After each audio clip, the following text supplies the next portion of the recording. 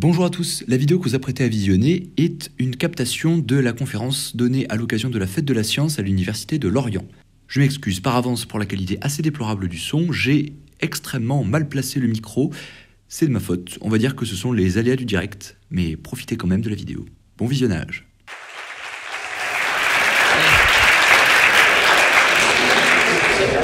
Merci beaucoup. Bonjour à tous, je m'appelle Antoine Fournier, je tiens une chaîne YouTube qui s'appelle Biosphere et qui parle de biologie. Mais bon, même si ça fait 2 ans que je tiens ma chaîne YouTube, je dois vous avouer que c'est la première fois que je fais comme ça une vidéo en live un peu, en face de vous. Donc je compte sur vous pour être avec moi. Avant de commencer, si vous me le permettez, je vais rapidement vous compter pour impressionner ma famille et mes amis. C'est la première fois que je fais ça. Donc, je pense qu'à vue de nez, vous êtes plus d'une trentaine. Hein. Je pense, allez. 40 franchement, merci. Mais on va pas se le cacher, il y a des gens qui ont fait mieux dans l'histoire de la présentation. En tout cas, pas avec ce PowerPoint.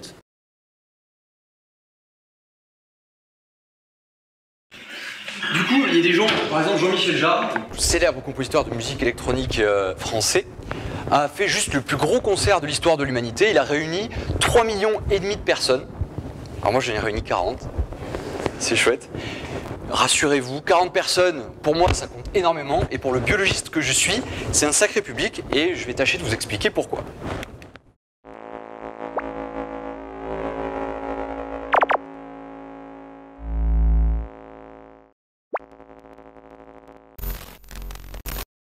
Aujourd'hui, nous allons donc parler de biodiversité avec ce titre racoleur, biodiversité sous les aisselles, au début.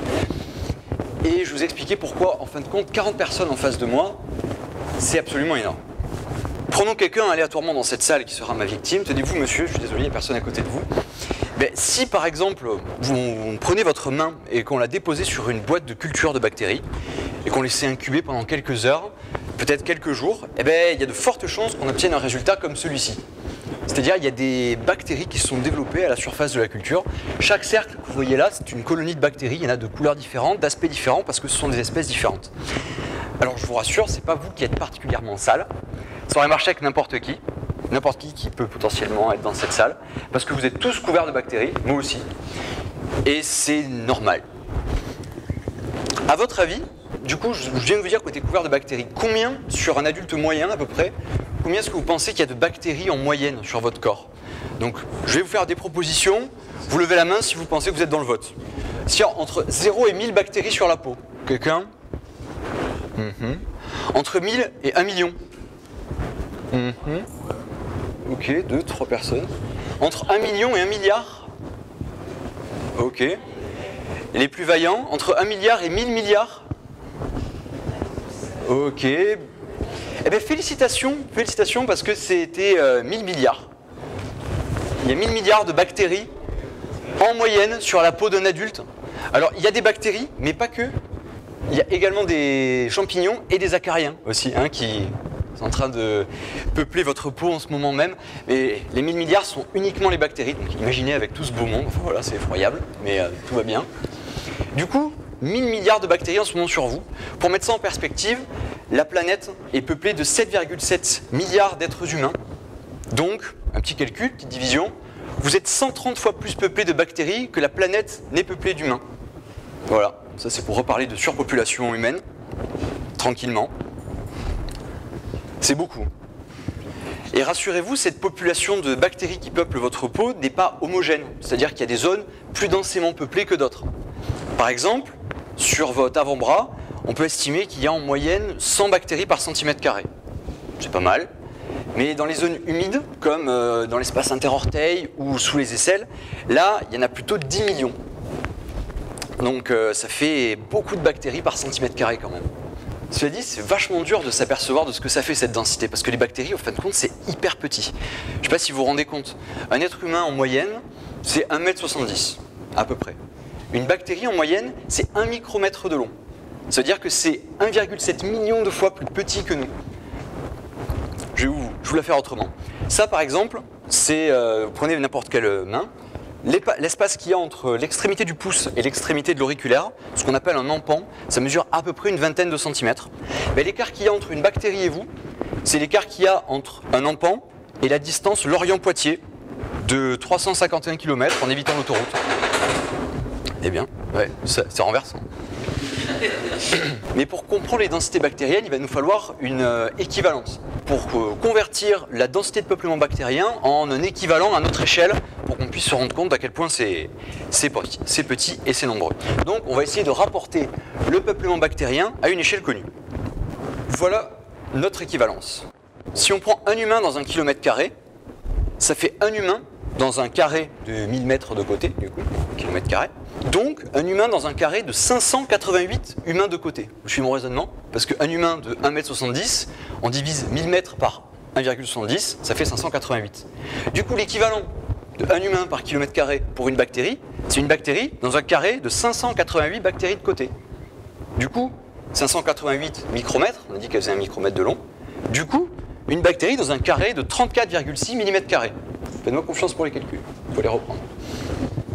Du coup, on peut convertir, parce que manipuler des 34,6 mm², c'est un petit peu compliqué. Alors on peut le convertir dans une unité de surface entière, et on obtient l'équivalence suivante à peu près. Un humain par kilomètre carré correspond à 300 bactéries par centimètre carré. Toute proportion gardée, bien entendu. Donc c'est super. Avec ça, on va pouvoir convertir nos densités de peuplement bactérien sur notre peau en densité de peuplement humain. Donc on va faire ça de suite. Les 100 bactéries par centimètre carré qu'il y a sur notre avant-bras, ça correspond à peu près à 0,35 habitants au kilomètre carré, en échelle humaine. Ça correspond à peu près à la densité de peuplement de la commune de La Bâtie-les-Fonds, petite commune de la Drôme, de 5 bâtillonnés. C'est la 10e commune la moins peuplée du pays. C'est peu. Surtout quand on sait que sa population, donc je répète, de 5 bâtillonnés, s'il y en a un ici dans cette salle, ce serait extrêmement improbable. La population a été divisée par 60 en 2 siècles, donc voilà un bien triste exemple d'exode rural pour cette commune qui touche aujourd'hui le fond. Mais du coup, qu'en est-il de sous les aisselles? Sous les aisselles, j'ai dit qu'il y avait 10 millions de bactéries par centimètre carré, c'est énorme.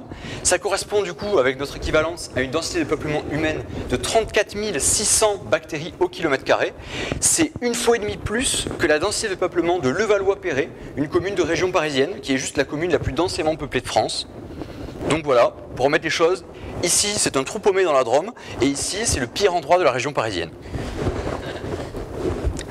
Donc voilà, la densité de peuplement, voilà, vous avez compris qu'il y a beaucoup de bactéries sur notre peau, et elles ne peuplent pas notre peau de la même façon.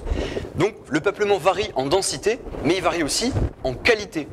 Je m'explique. On peut estimer qu'il y a à peu près 500 espèces différentes de bactéries sur votre peau en ce moment. Donc c'est des espèces différentes qui ont des préférences de nutrition différentes, qui tolèrent des conditions d'humidité ou de température différentes. Et ça tombe bien parce que notre corps regorge de plein de milieux avec des conditions différentes. On peut en différencier notamment 3. Il y a les zones sèches, donc avec une plus faible densité de bactéries, qui sont dominées par certains taxons de bactéries, dont nous n'allons pas vraiment nous intéresser. Les zones humides, donc on en a parlé tout à l'heure, donc l'espace interorteil, l'aine, les aisselles. Donc là, ça va être des espaces qui regorgent d'une très grande diversité de bactéries, sans taxons de bactéries qui dominent particulièrement les autres. Et ensuite, les zones sébacées, qui vont être intéressantes pour la suite de cette présentation. Zones sébacées caractérisées par la présence de gras, le gras du visage, le sébum. Donc c'est le visage par exemple, ou le dos. Et là, ce sont des zones qui présentent une assez faible diversité de bactéries, principalement dominées par des bactéries de type propionique. Ne vous affolez pas. Vous ne savez peut-être pas ce que veut dire une bactérie propionique, mais justement, nous allons nous intéresser à qu'est-ce que veut dire une bactérie propionique. Qu'est-ce qu'une bactérie propionique et pourquoi sont-elles sur le visage? Une bactérie propionique est une bactérie qui libère de l'acide